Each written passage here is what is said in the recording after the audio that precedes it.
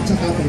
Especially nung kami, alam ko, ang nag-itya ng granada sa Plaza Miranda para lalong magalit ang mga tao sa tatay mo. Subalit ngayon, inuulit ko, Mr. President, ang nakikita kong, it's not really a formula, ang nakikita ko pong isang posibleng paraan para pakinggan kayo ng taong bayan, para makasundo ninyo ang sambayanan. Makipagkasundo kayo sa mga taong tumulong sa inyo para maging presidente. Ibalik po ninyo sa Pilipinas ang Pangulong Rodrigo Roa Duterte. Mr. President, makinig po kayo ha. Ito sasabihin ko sa inyo, makinig po kayo. Balita na si Tatay Digong o si President Duterte ay mahina na sa ICC. Mr. President, pag yan ay namatay, Mr. President Bongbong Marcos, makinig ka. Hindi po namin pinagdadasal yan. Iuwi mo na rito. Iuwi mo rito ng buhay. Sapagkat kapag po yan ay pinawian ng buhay sa ibang bansa, walang kapatawaran yan sa sambayan ng Pilipinas. Wala pong kapatawaran yan. Pangalawa, palayain mo na si Pastor Kibuloy. Palayain mo na. 9 milyong followers ang naghihintay niya. Na araw-araw ipinagdadasal ka siguro na mamatay ka na. Subalit, kapag pinalaya mo si Pastor Kibuloy, Mr. President, ipagdadasal ka ng 10 milyon na yan, papasalamatan ka na lumawig ang buhay mo. Batiin mo, magpadala ka ng tao, makipag-usap ka kay Governor Simpson, kaibigan mo yan. So lastly, Mr. President, naku, marami nang galit sa'yo.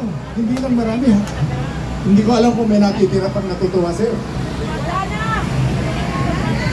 Alam naman ninyo yan at alam naman ng mga intelligence community na nag-uusap-usap yan. Mga retired generals na nagsasalita nito. Hindi ko alam kung may panahon pa kayo, Mr. President. Ayaw natin mangyari. Yung nangyayari na napapagod araw-araw ng mga kaibigan natin, walang sa Nepal. Nakakakilabot ang araw. Lastly.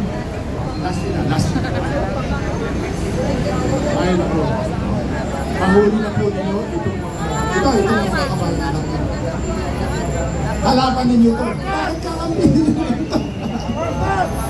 Ang mga taong nagdala sa inyo sa pagiging presidente, mga kalaban ninyo.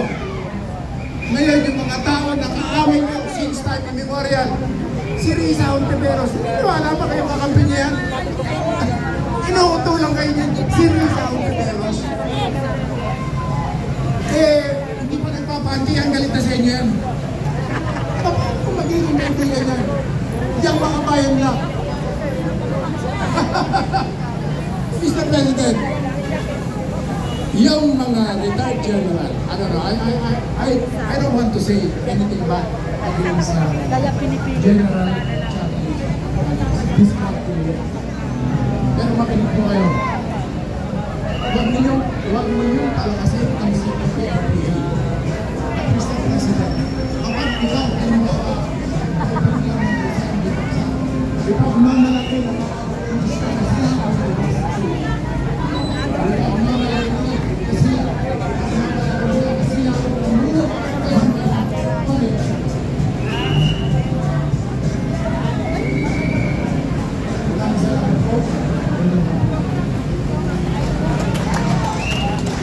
Nirespeto ko ng mamamayan ng payag ng Cavite. Kung hindi tayo papayag na pagmagsak si Marcos, ang magpapang freedom ay ang CPP-RPA. Kasi nandito tayo, hindi nangyayari yun. Ang taong bayan, kung babagsakan si Marcos, taong bayan ang nahatol sa kanya. Pangalawa, bago mag-isip si Marcos ng kanyang gimmicks sa reconciliation, dapat unang managot siya sa kanyang krimen sa bandarang magnanakaw sa kaban ng bayan. There will be no reconciliation kapag walang katarungan at pananagutan. Lalo na ang pagpapatukot kay Pangulong Duterte. Yan ay karumaltuman na pananagutan din ni Marcos.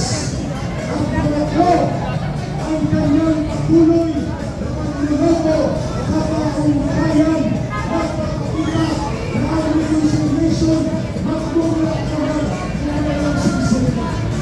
Ang sinsilidad ay wala sa puso at ito ay hambog, arrogante at walang damdamin para sa ordinaryong mamayan. He does not deserve to remain in office any minute, any longer. Marcos Romualdez palayasin! Marcos Romualdez palayasin! Marcos Romualdez palayasin! Ang tao, ang bayan, ngayon ay lumalaban! Ang tao, ang bayan, ngayon ay lumalaban! Okay, mga kaibigan parap, ay pakinggan natin ang kabataan na mananawagan din ng boses nila.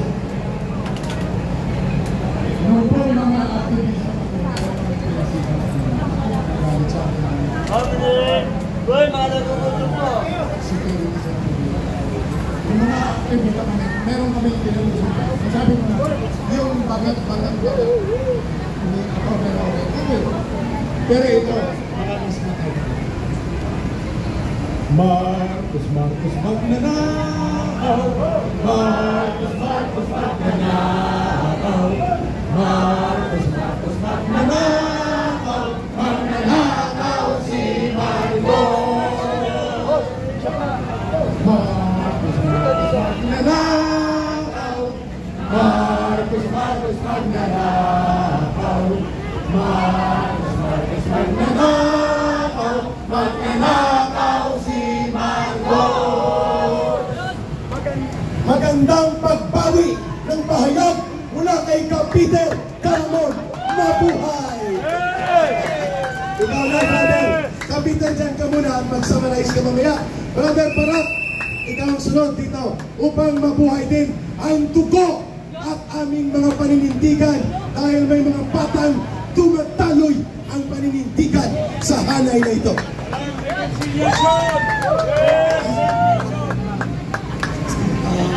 Magandang hapon po sa lahat ng mga nandito. Medyo naiiyak ako kasi ngayon lang ako nakakita ng ganito karaming mga Pilipino na pinaglalaban lamang ang isang ideya na mabawasan ang inequality, ang kahirapan, kagutuman at kapaguran. Alam niyo, nung bata ako, madalas kong naririnig sa mga tao na korap ang gobyerno.